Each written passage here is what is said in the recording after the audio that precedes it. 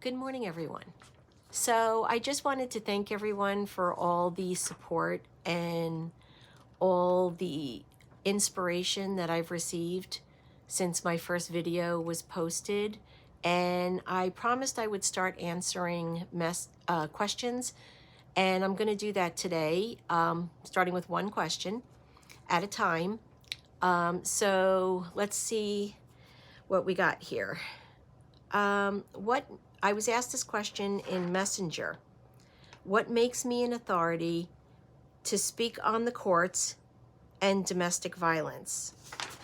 Well, my answer is I never said I was an authority.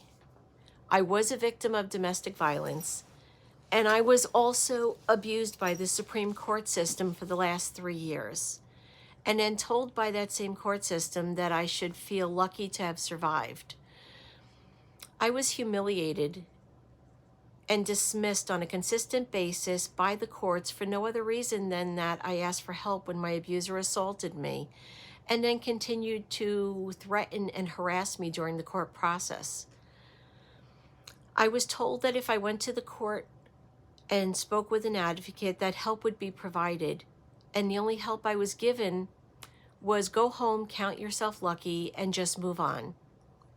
Now, I only dealt with the Supreme Court of Orange County, New York, but I have to ask, what kind of a system tells victims to speak up and ask for help, but then does everything in its power to humiliate and bully the victim into silence, to shame them for even speaking up? The judges of this system tell victims that they don't care what the victim has to say, and refuse to even acknowledge that they are victims, even when their history and the scars on their bodies prove otherwise. But this same system allows the abuser to harass and threaten the victims, even right outside the courtrooms, with absolutely no consequences. This court system uses victims as scapegoats, but then holds them accountable for the choices that the abuser made. So I can only speak from my own experience, which I'm still living. But should I be able to speak for this? Yes, absolutely. I don't feel lucky to have survived the choices of this abuser. I have injuries that will stay with me until the day I die. Every time I look in the mirror, I am reminded of what he did. I fought to survive. I earned that right. It wasn't given to me. I earn it every day, just like every other survivor.